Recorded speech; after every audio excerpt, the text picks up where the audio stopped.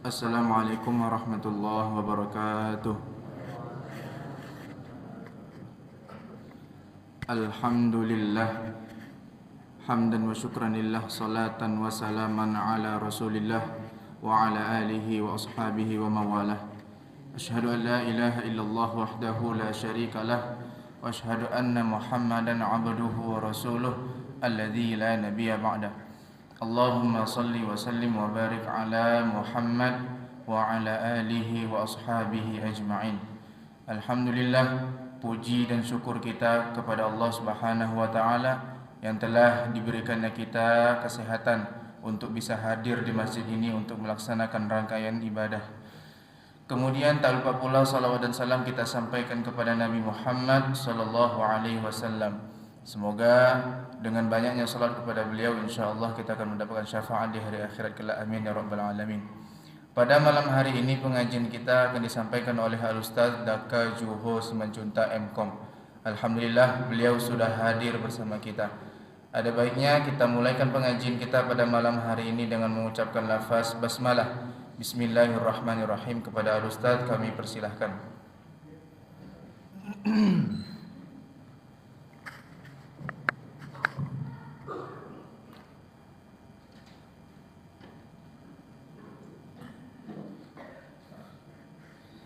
Bismillahirrahmanirrahim. Assalamualaikum warahmatullahi wabarakatuh.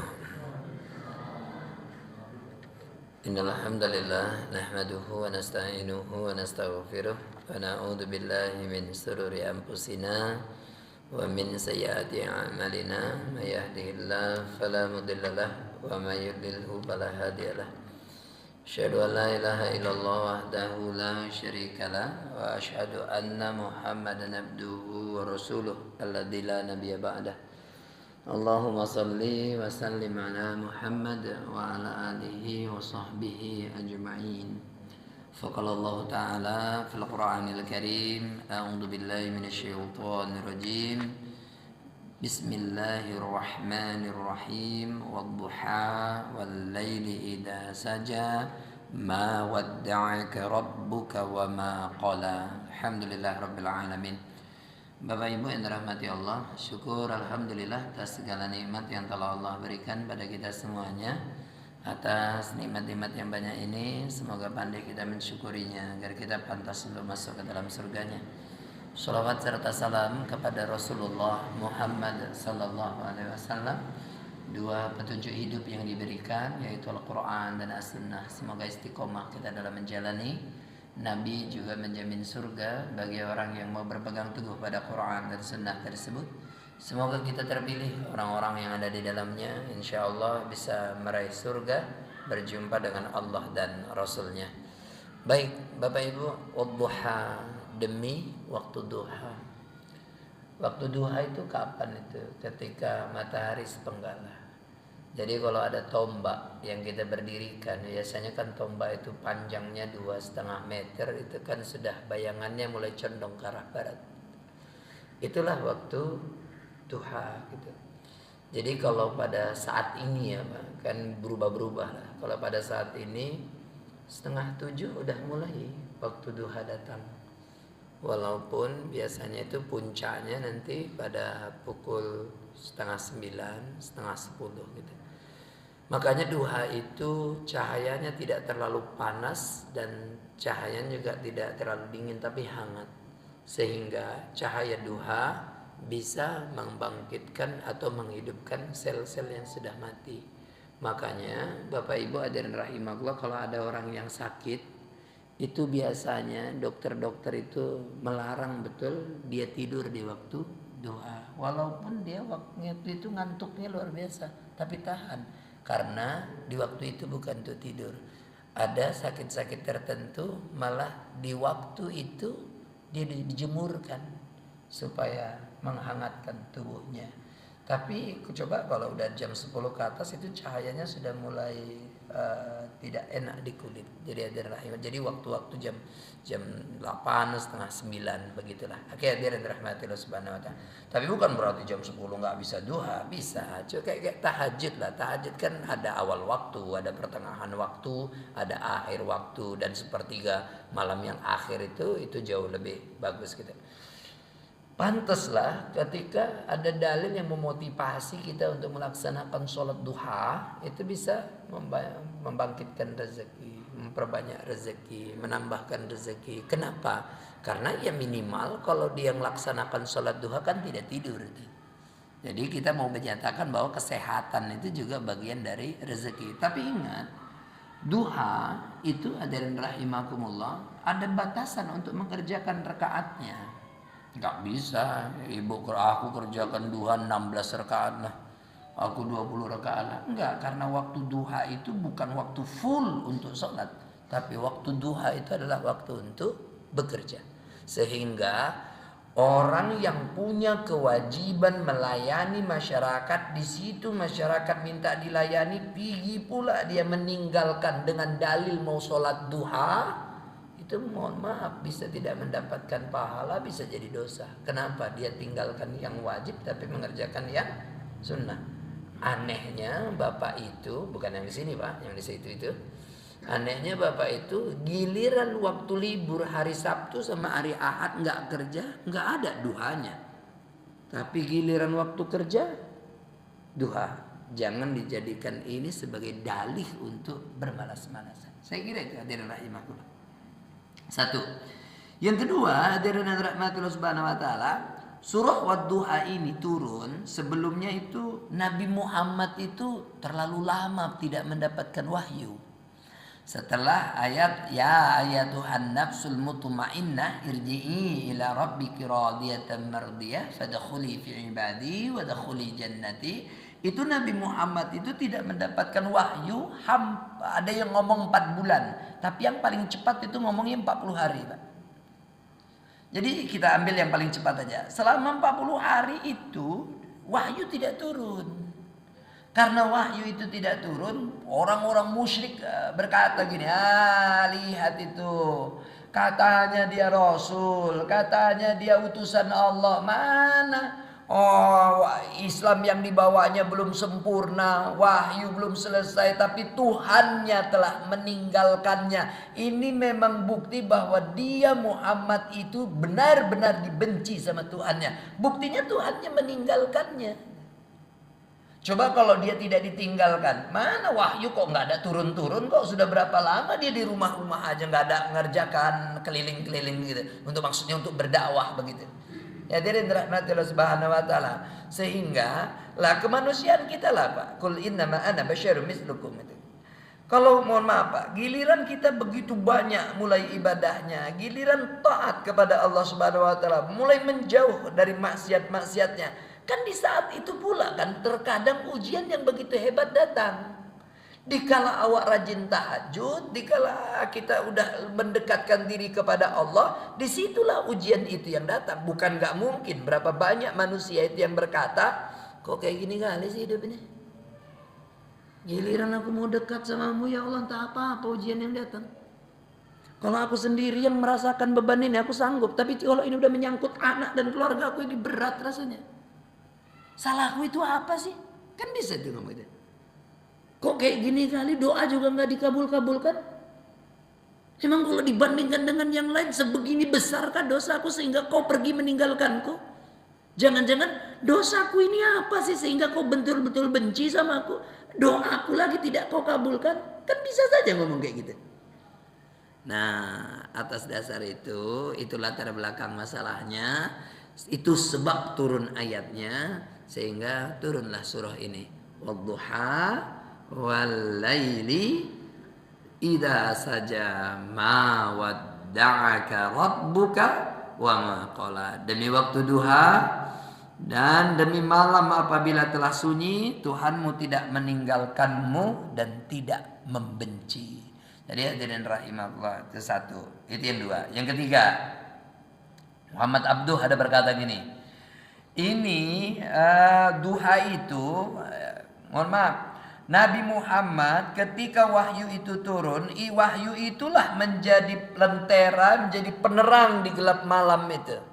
Jadi ketika waktu duha datang, di mana kamu harus bekerja, di mana kamu harus mendakwahkan ajaran agama ini untuk menyampaikan pesan-pesan Islam ini, ketika datang waktu malam istirahatlah. Jadi Nabi Muhammad itu bukan dibenci, Nabi Muhammad itu tak ada ditinggalkan. Ini hanya untuk memberikan kesempatan kepada Nabi, karena wahyu tidak turun itu untuk memberikan kesempatan supaya Nabi bisa istirahat. Karena untuk menyusun kekuatan, untuk buat perencanaan, supaya ketika berdakwah yang sangat repot itu ada waktumu untuk keluarga, ada waktumu untuk istirahat. Itu kata Muhammad Abdul. Tapi mohon maaf, dan rahimahullah, banyak yang tidak sepakat. Ada Fakhruddin Ar-Razi ngomong gini. Ini untuk memberikan informasi bahwa Al-Quran ini, wahyu ini, firman Allah ini hak prerogatif Allah. Jadi wahyu ini pesannya tidak bisa di-setel semaunya Nabi. Turunnya kapan? Nabi Muhammad, Allah turunkan tanggal segini ya, turunkan jam segini ya, turunkan ayat ini ya, turunkan ini ya, turunkan ini. Enggak. Al-Quran itu turun haknya Allah, bukan haknya Nabi Muhammad SAW. Karena mohon maaf, yang Tuhan itu Allah, Nabi Muhammad itu utusan Allah. Saya kira saya mengikuti pandangan yang terakhir.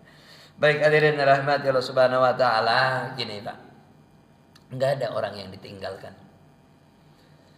Dan enggak ada juga orang yang dibenci. Jadi kalau kita baca Al-Fatihah itu kan tadi, ihdinas siratal mustaqim, siratal ladzina an'amta alaihim ghairil maghdubi alaihim waladdallin. Tunjuki kami jalan yang lurus. Jalan yang kau, itu kan ada garis bawah itu, kau anugerahkan kenikmatan kepada mereka, bukan jalan mereka yang dimurkai dan disesatkan. Jadi jangan diartikan bukan jalan mereka yang kau murkai dan kau sesatkan. Enggak ada kaunya di situ. Ini memberikan informasi tak ada orang yang dimurkai Allah. Jadi orang itu dimurkai Allah bukan maunya Allah, tapi karena murni perbuatannya. Jadi saya kurang sepakat dengan ungkapan kalau ada anak baru dilahirkan, kata orang-orang itu waktu dia baru lahir udah ditentukan ya, itu masuk neraka, macam mana pun bakal masuk neraka karena udah ditetapkan sama Tuhan. Enggak bisa begitu. Jalani dulu hidupnya. Jadi kalau dia masuk neraka bukan karena ketentuan Allah dia masuk neraka, tapi karena perbuatannya yang menyebabkan dia menjadi masuk neraka. Tapi kalau dia masuk surga semata-mata bukan karena perbuatannya, tapi atas rahmat Allah kepadanya. Jalani dululah hidupnya. Tahulah dulu mana benar mana salah. Udah tahu itu salah, kau kerjakan juga. Lalu dicatatkanlah itu dari kesalahan. Bakal ditimbanglah amalmu. Sama Pak, jadi saya berkata tidak ada orang yang ditinggalkan. Jadi kalau ada orang yang ditinggalkan Tuhan itu bukan karena maunya Tuhan meninggalkannya, tapi karena apa? Murni karena perbuatannya.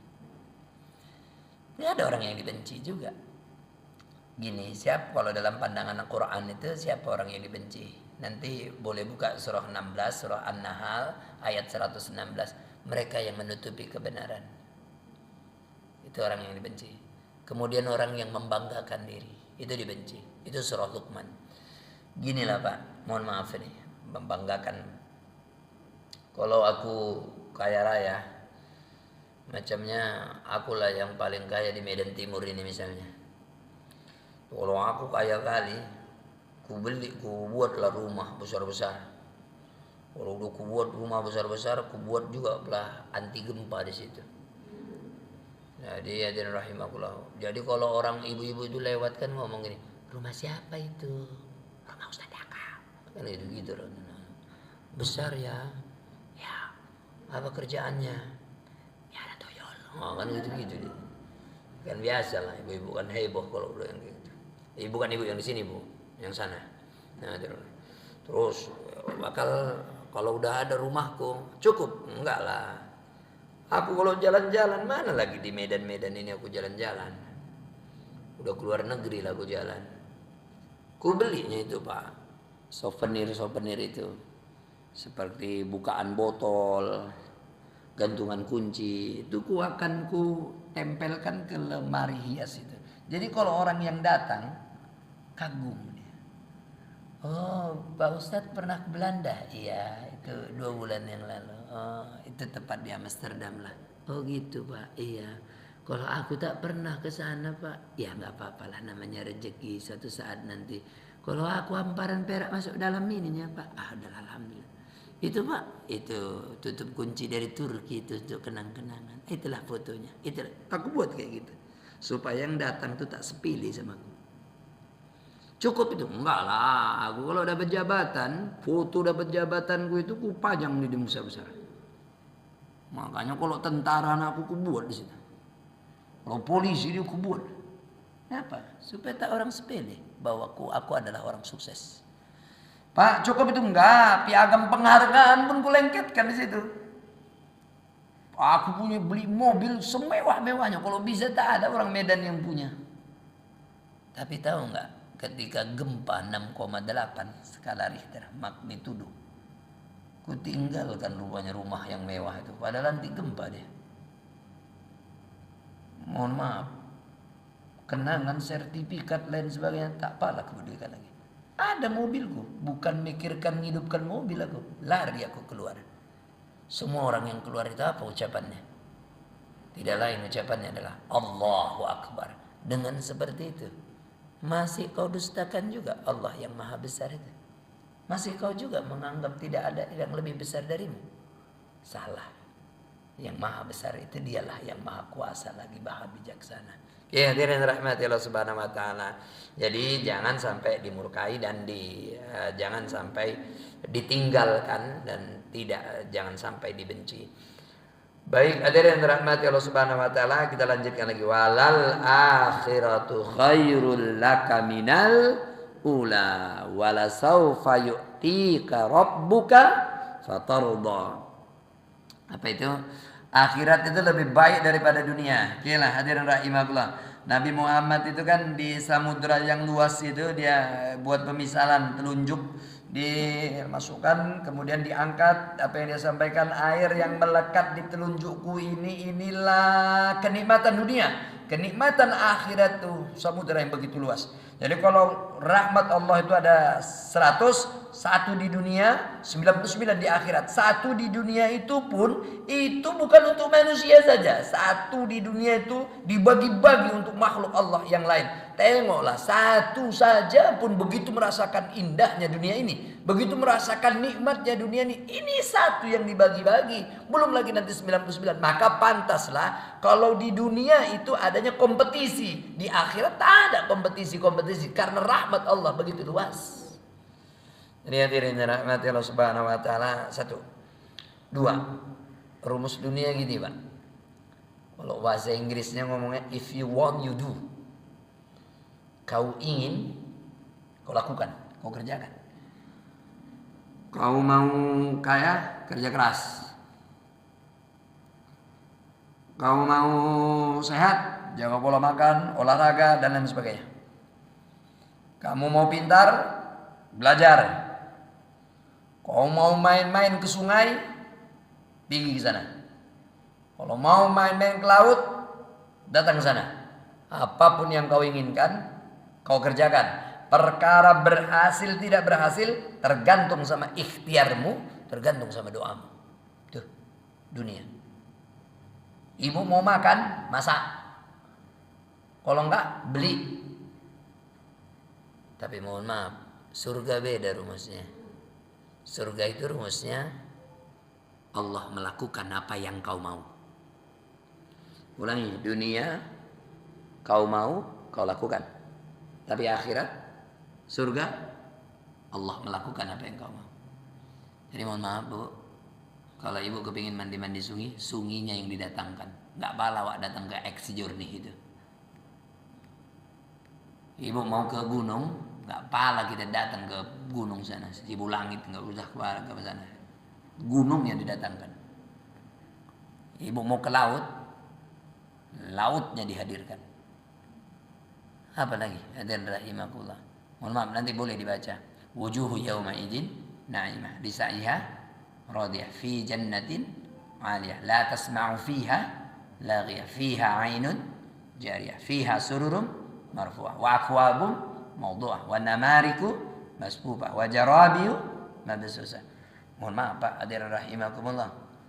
Kalau mau minum, airnya dihadirkan beserta gelasnya. Mau tidur, bantalnya yang disandarkan. Ya hadirin rahimakumullah. Mau jalan, karpetnya yang dibentangkan. Permadaninya yang dihamparkan. Ya hadirin rahmatillah subhanahu wa ta'ala. Mau anggur, kalau sekarang kita mau anggur kita beli. Minimal kita tanam. Tapi kalau di akhirat anggurnya yang didatangkan. Jadi hadirin dirahmati Allah Subhanahu wa taala, maka rugilah manusia kalau cuman pikirannya hanya dunia saja tanpa mempedulikan akhiratnya. Jadi yang paling merugi itu ketika dia melakukan kesalahan banyak untuk berakibat kepada orang lain, itu sangat rugi. Jauh. Pak, saya ada baca rilis tuh tentang judi online. Ini kan sekarang marak kali judi online itu kan. Kalau sekitar 5-6 bulan yang lalu orang main judi online itu, seandainya dia punya duit 1 juta, dia mainkan untuk judi 300. Itu kalau 6 bulan yang lalu. Sekarang bulan-bulan 2 bulan belakangan ini tak gitu lagi tifenya Pak. Tidak lagi main 300. Kalau dia punya duit 1 juta, mainnya udah 700 sampai 800, 200 lah dibawa pulang. 200 lah untuk di rumahnya. Ya dirahmati Allah Subhanahu wa taala. Kalau boleh sampaikan, kalau kemarin yang sempat viral itu tentang driver taksi online. Kan ada itu ya, driver taksi online yang dicucuk lehernya itu yang dekat Hotel Danau Toba ya. Ya, itu ada rahimahullah, mohon maaf, kan dia bawa mobil itu dia begal mobil itu, akhirnya ditinggalkan di daerah Martubung sana. Kemudian ada rahimahullah, kalau ketika dia menyerahkan diri, kenapa? Ya itu judi online, utang melilat, judi. Sekarang mohon maaf Pak, kalau itu kan ada oknum komunikasi digital ya, oknum pegawainya itu yang sampai yang membackingi situs-situs judi itu, sampai kalau kemarin tuh di media itu laci-lacinya penuh dengan uang. Itu dilakukan hanya untuk mendapatkan keuntungan pribadi, tidak mau peduli sama masyarakat yang menjadi korban begitu banyak. Itu yang khawatir, takutlah akan hal itu. Kenapa? Karena akhirat tentang surga amat sangat jauh, kecuali bertobat kepada Allah. Saya pernah bilang di sini, tapi saya ulangi lagi. Orang itu kan rasa-rasaku yang kayaknya dosa yang paling besar itu makan babi. Kalau kayak rasa-rasaku lah, makan babi itu dosa yang paling besar itu rasa-rasanya. Nggak ada lagi lebih besar daripada itu. Mendengarkan makan babi aja pun jijik orang udah. Ya, padahal kalau mau lihat dari dosa-dosanya Pak, manalah lebih besar? Kira-kira makan babi atau candu pengedar narkoba kalau kayak gitu. Tapi kalau kita ngomong orang pengedar narkoba biasa aja. Tapi kalau kita dengar makan babi, wah mau muntah Pak dengarkan. Kayak itu mindset dari apa? Ya dari rahmat Allah Subhanahu wa taala. Padahal kalau saya mau bilang, ya lebih besaran mana? Kalau dosa sama-sama dosa, tapi mana yang lebih besar? Pecandu, pengedar narkoba tuh kan babi tuh. Saya bilang pengedar lah. Kalau makan babi, bertobat selesai dah. Tapi kalau pengedar, orang yang melindungi judi online itu, mohon maaf, bertobat dia belum selesai urusannya. Kalau bertobat masih sama Allah saja, dia harus mohon maaf Berapa banyak orang-orang yang menjadi korbannya soal itu. Baik, hadirin dirahmati Allah Subhanahu wa taala. Akhirat itu lebih baik daripada dunia. Yang kedua, ada yang ngomong kayak gini, Pak. Kalau ada ngaji-ngaji umum kan ngomong kayak gini. Biasanya kalau ada acara hatam Quran, jadi kalau ada orang-orang hatam Quran, tengoklah orang yang hatam Quran. Kalau dia mulai ngaji hatam Quran itu, mulainya dari surah apa? Wadduha. Iya kan? Bukan dari surah Asyam, bukan dari surah Al-Balad, bukan dari surah Al-Lail, tapi mulainya dari Al-Duha, dari surah Al-Duha. Nah, kenapa kok dari situ? Jadi Pak, kalau ada hatam-hataman itu kan baca juz 1, juz 2, udahlah selesai udah sampai ketika juz 30 nggak diselesaikan dulu. Mohon maaf, tunggu dulu. Nanti kapan acara hatamannya? Mulai bacanya dari Al-Duha. Kenapa kok mulainya dari situ? Boleh jadi, ya saya pakai boleh jadilah. Boleh jadi jawabannya seperti sebab turunnya ayat tadi.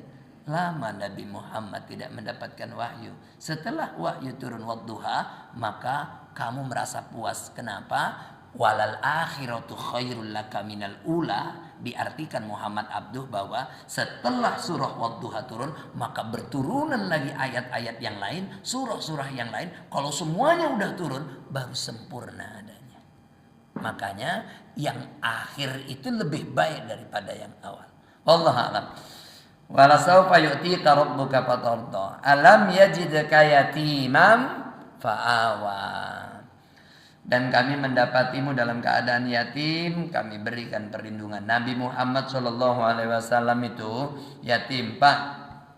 Ada teori perkembangan anak yang dari perkembangan anak itu satu, anak itu dibesarkan sama ibu, dua, atau dibesarkan sama ayah, tiga, atau dibesarkan sama sekolah, empat, atau dibesarkan sama lingkungan, sekolah atau pendidikan. Nabi Muhammad 4 faktor ini tak ada kepada dia. Loh kenapa? Dia tak dibesarkan sama ayahnya. Dari mana dia dibesarkan sama ayahnya? Ayahnya wafat, dia masih umur 2 bulan dalam kandungan.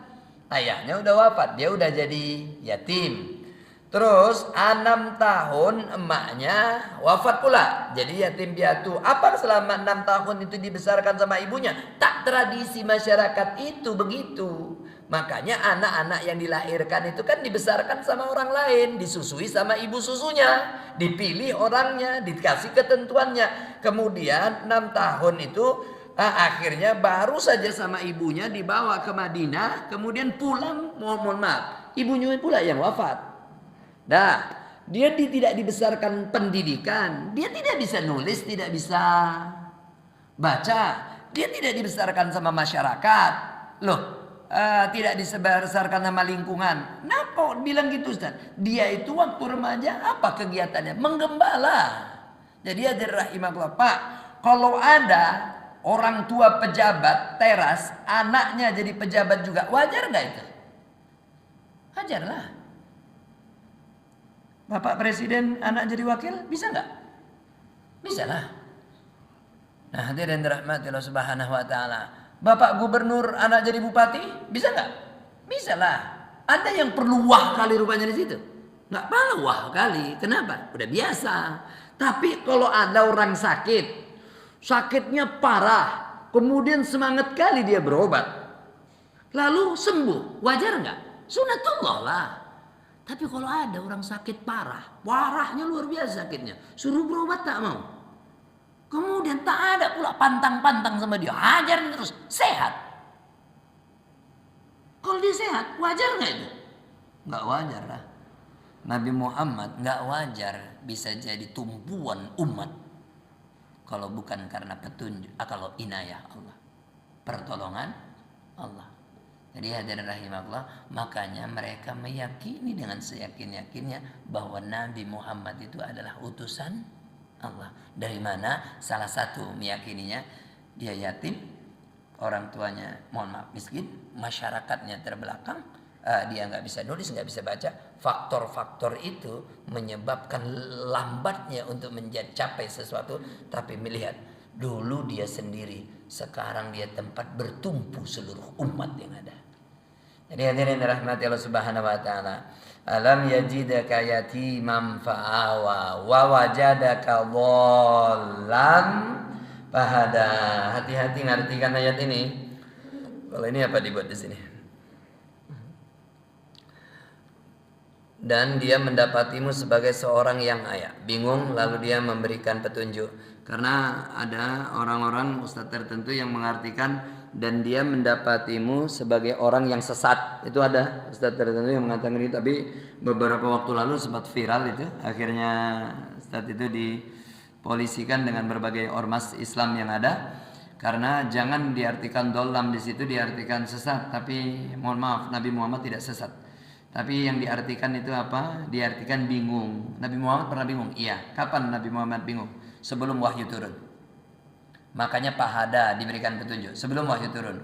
Kenapa dia bingung? Mohon maaf Pak. Nasrani begini cara beribadahnya, itu yang disembahnya. Majusi gini cara ibadahnya, api yang disembahnya. Yahudi begini cara menyembahnya, itu yang disembahnya. Kemudian orang-orang musyrik, ini yang disembahnya, begini cara ibadahnya. Nabi itu tahu ini semuanya salah, ini nggak betul. Tapi macam mana lah Nabi menyatakan itu nggak betul, itu salah. Kenapa? Wahyu belum turun. Pak, seandainya aku ngomong gini, seandainya ibu ngomong gini, Ustadz itu salah. Lalu aku jawab, yang betul kayak mana bu? Nggak tahu aku Ustadz, tapi itu salah. Apanya ibu nih? Ustadz itu salah. Yang betul kayak mana? Aku pun nggak tahu, tapi itu salah. Hah? Macam mana kita bisa mau nyalahkan orang kalau kita tahu aja nggak tahu yang betul?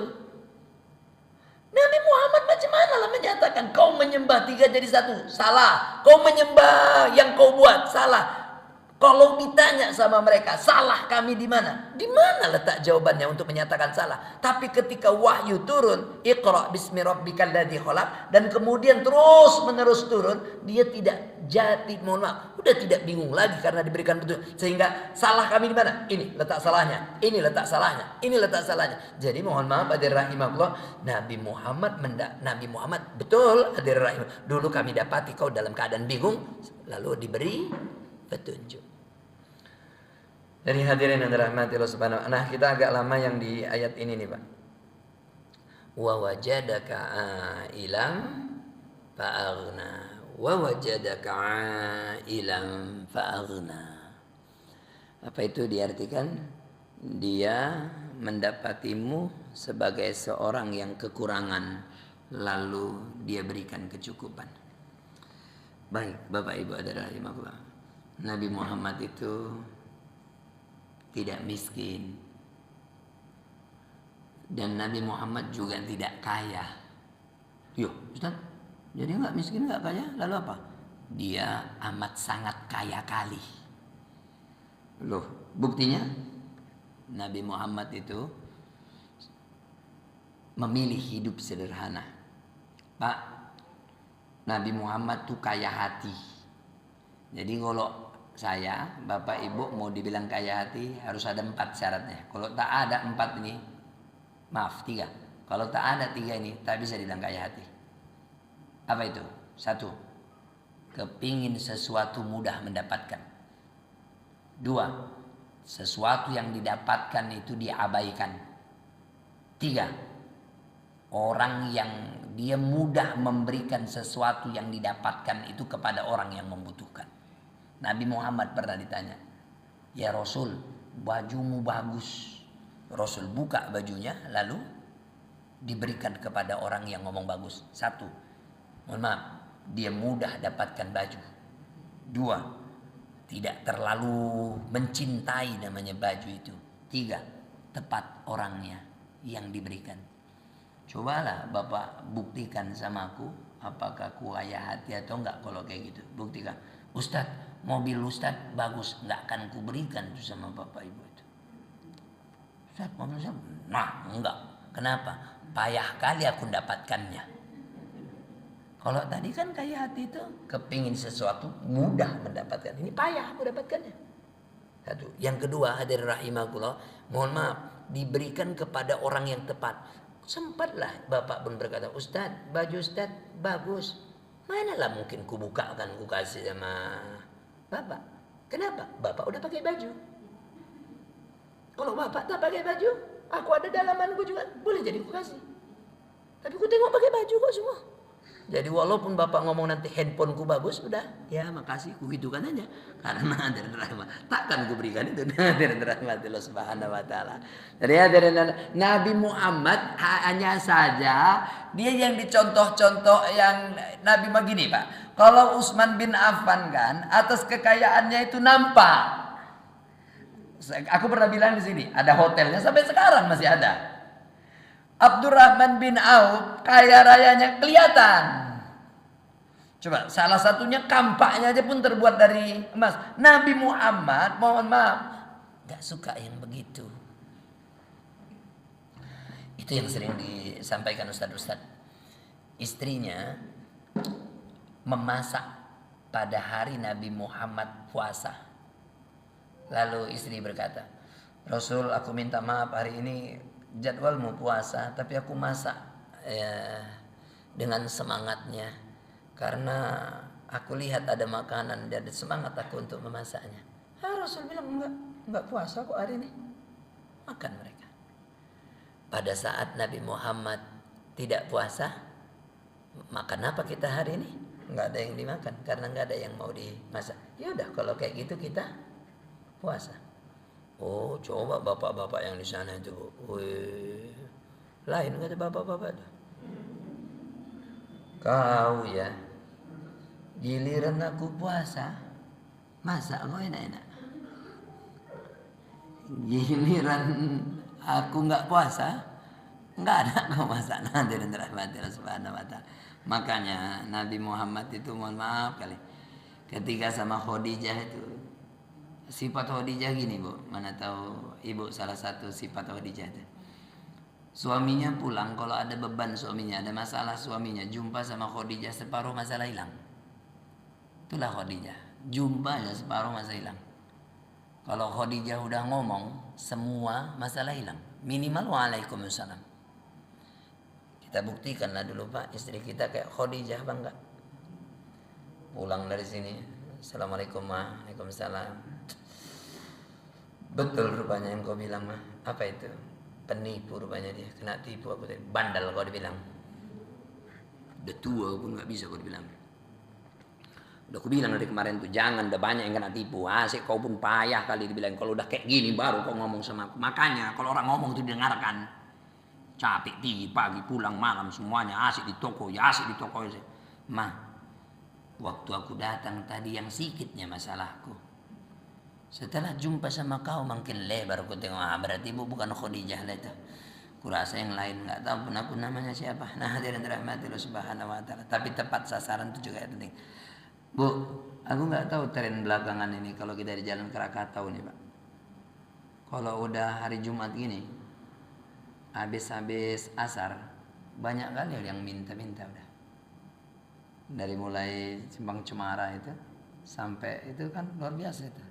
Yang pakai dengan berbagai lah. Saya ada memperhatikan beberapa orang anak-anak. Coba nanti Bapak kalau lewat ya. Itu jam-jam 9:30 anak tuh tidur. Paling umur-umur 2 tahun setengah, 3 tahun aja.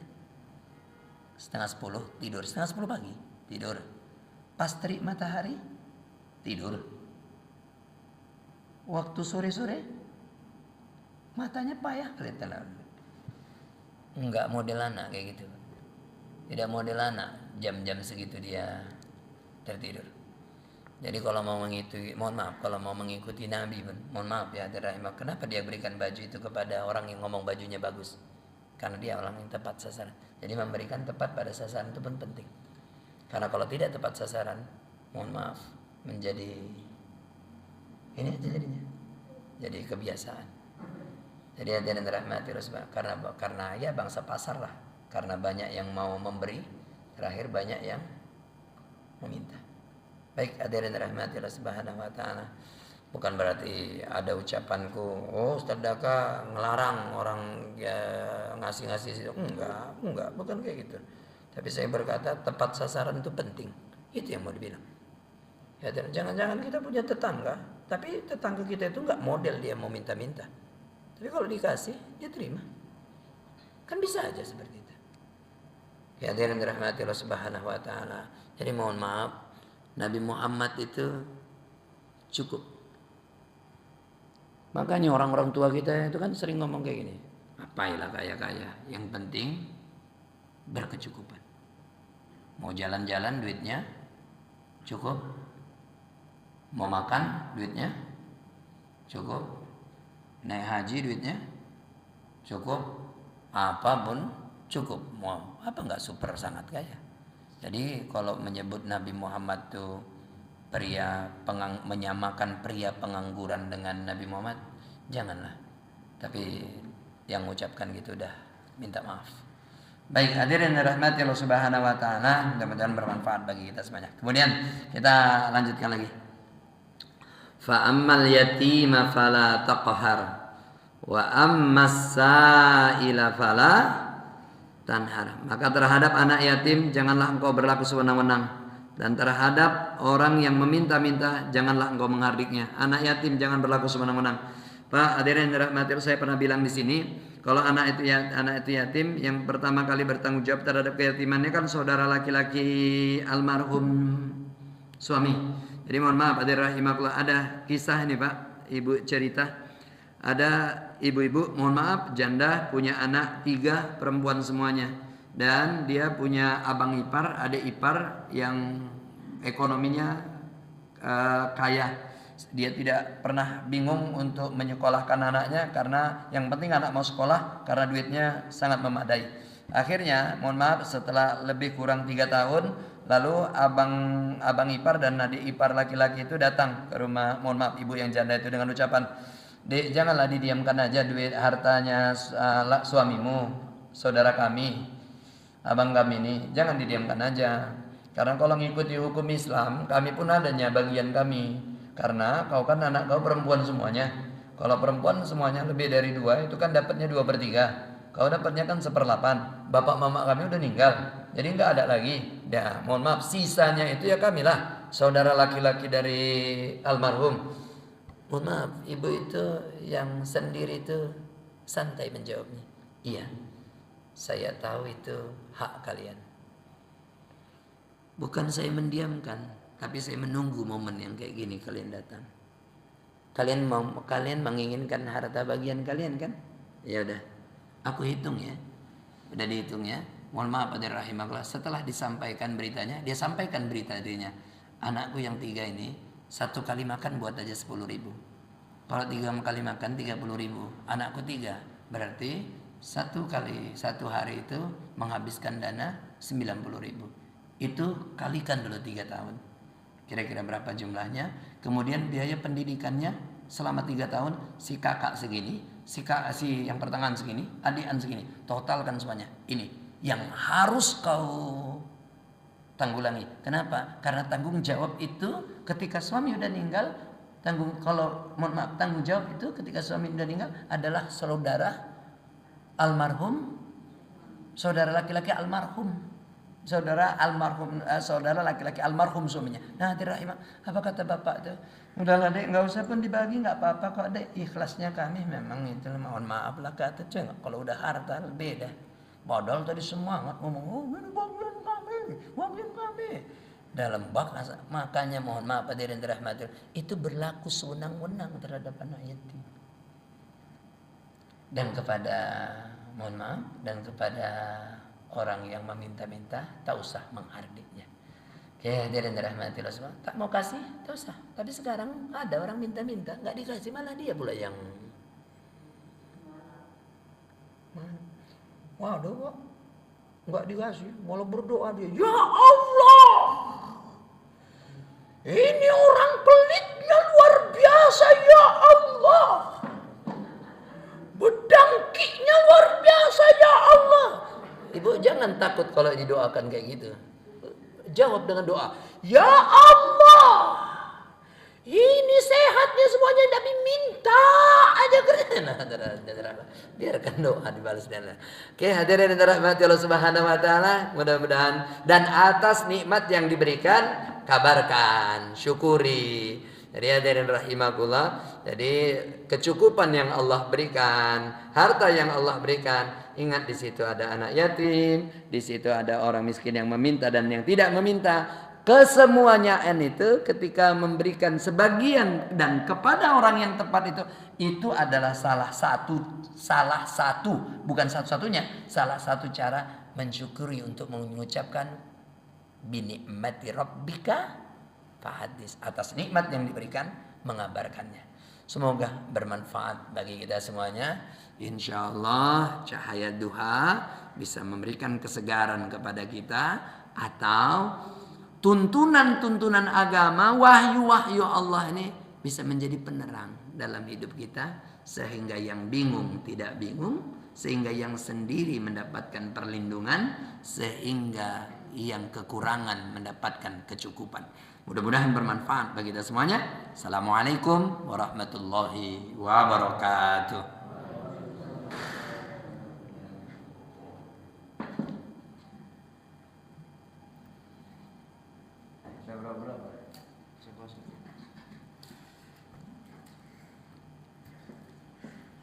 Terima kasih kami ucapkan kepada Bapak Ustadz. Semoga apa yang beliau sampaikan menambah wawasan bagi kita semua. Marilah kita tutup pengajian kita pada malam hari ini dengan mengucapkan lafaz hamdalah. Alhamdulillahirabbil alamin. Assalamualaikum warahmatullahi wabarakatuh.